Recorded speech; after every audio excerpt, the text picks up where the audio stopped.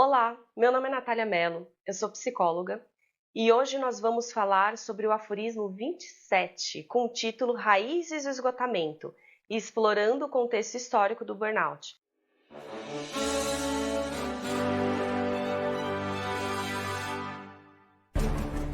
Nesse aforismo 27, nós vamos tratar de 6 tópicos.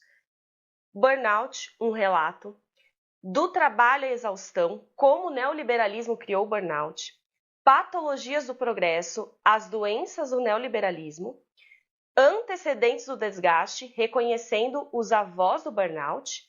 E no fragmento 5, nós vamos falar sobre entendendo a glamorização do trabalho árduo. E no fragmento 6, sobre vigilância, a cultura da performance constante.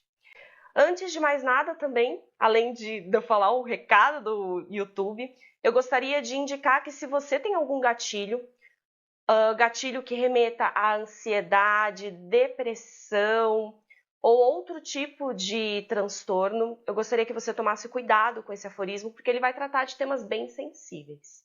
Então, caso você se sinta seguro e acolhido, tudo bem, sem problemas, nós podemos continuar. Tudo certo? E para começar bem esse aforismo, eu vou ler uma notícia que saiu no dia 20 de 2 de 2024 na UGT, que é o Jornal da União Geral dos Trabalhadores. Na noite do dia 19 de fevereiro de 2024, um trabalhador da empresa, eu vou censurar o nome da empresa, mas é uma importante logística aqui do Brasil, cometeu suicídio após supostamente ter sido comunicado de sua demissão. Ainda na noite do dia 19, representantes do Sindicato dos Empregados no Comércio de Franco da Rocha e região, após tomarem conhecimento do ocorrido, iniciaram uma série de ações para apurar o ocorrido e evitar novos incidentes como esse. Segundo a entidade que apurou, o trabalhador vinha sofrendo grave pressão psicológica por parte de seus superiores, fato que o levou a absoluto desespero, ceifar a própria vida.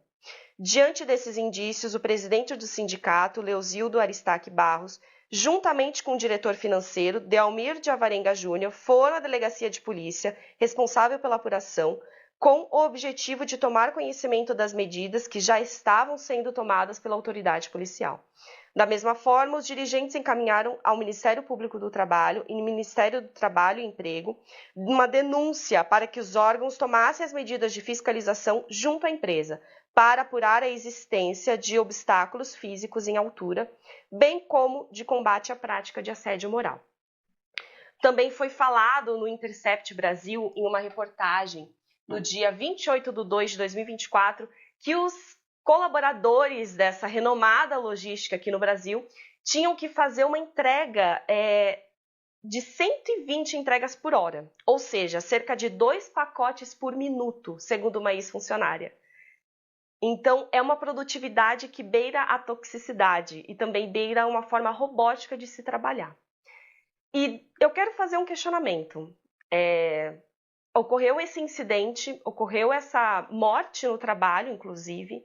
Quando isso acontece em um ambiente de trabalho quão grave, a situação de exploração está sendo cometida naquele local.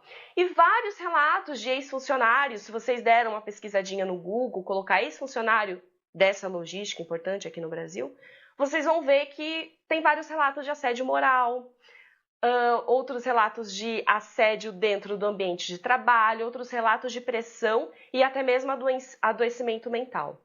Então, desde quando normalizamos isso? E até quando vamos normalizar? Não é normal esse trabalho de uma forma robótica. 120 pacotes por hora, ou seja, 2 pacotes por minuto. Quem que consegue produzir dessa forma e continuar produzindo? Disseram que esse colaborador que cometeu esse ato em ambiente de trabalho era tido como um dos melhores colaboradores. Falaram que ele era super engajado, inclusive existem publicações nas redes sociais dele, existem até hoje essas publicações, indicando como ele gostava desse local, como era o trabalho da vida dele. Até o momento que ele adoeceu. E adoeceu seja por medo de perder o emprego, seja porque ele estava sendo pressionado para isso, mas ele adoeceu. E quando ocorreu, o RH simplesmente informou que ele já tinha questões psicológicas precedentes para isso acontecer. Se já tinha questões psicológicas precedentes, por que vocês não apuraram o que estava acontecendo com esse colaborador e não auxiliaram de uma forma íntegra? Mas não, vocês preferiram demitir, porque é assim que a gente faz com quem adoece no ambiente de trabalho, normalmente.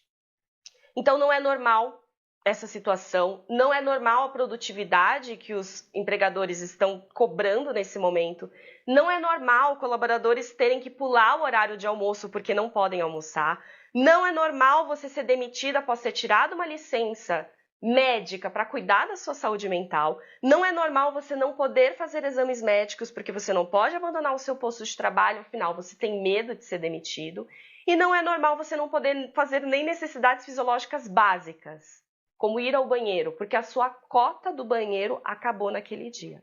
Então eu pergunto, até quando nós vamos ficar colocando o burnout como um tabu?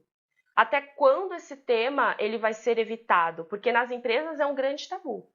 As empresas elas não reconhecem que o burnout é porque o ambiente de trabalho é adoecido.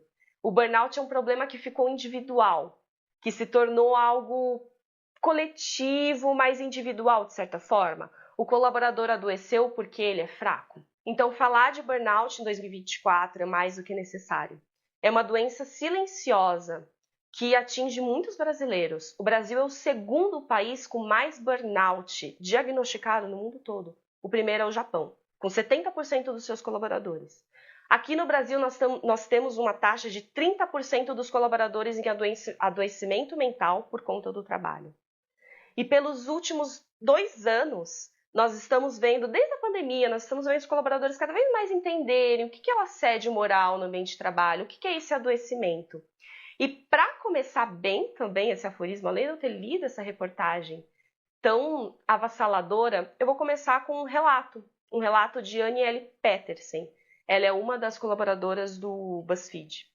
E o BuzzFeed é uma empresa norte-americana de mídias e notícia. Bom, pelos últimos 2 anos, rejeitei avisos de editores, da minha família, de colegas, de que eu estava à beira de um esgotamento, à beira de um burnout. Na minha cabeça, esgotamento era algo com que somente os profissionais de ajuda humanitária, como advogados, altamente influentes ou jornalistas investigadores lidavam. Era algo que podia ser tratado como uma semana na praia. Eu ainda estava trabalhando, ainda conseguia realizar outras coisas, então era óbvio que eu não estava esgotada. Mas quanto mais eu tentava entender a minha paralisia, mais os parâmetros reais do esgotamento começavam a se revelar. O esgotamento, os comportamentos e o peso que o acompanham não são, de fato, algo que podemos curar tirando férias. Ele não se limita a trabalhadores em ambientes altamente estressantes. E não é uma aflição temporária, é uma condição dos millennials. É a nossa temperatura base, é a nossa música de fundo, é o jeito que as coisas são e é a vida. Então esse relato, ele pode não ser somente a vida de Petersen, pode não ser somente ligado a quem ela é, mas também de muitos outros que sofrem também com esse lifestyle do burnout. Aos poucos, nesse aforismo, vocês vão compreender que o burnout ele não é individual, como eu venho falando até aqui, ele é um problema social, um problema organizacional, mas é além, é um problema do neoliberalismo. Problema esse que virou um estilo de vida. É um estilo de vida você ter um burnout. É um estilo de vida você se esgotar profissionalmente. E para adquirir essa síndrome, é necessário muito mais do que apenas trabalhar. É necessário que você vista a camisa do trabalho, que você negligencie suas necessidades básicas e negligencie as suas necessidades como ser humano. Porque as suas conexões, aos poucos, elas vão cedendo para o trabalho. Então, por que será que as pessoas fazem isso? Será que é uma questão puramente individualista? Será que não existe mais nenhum outro motivo social? Por isso que eu estou falando agora de burnout e trazendo para vocês esse tema.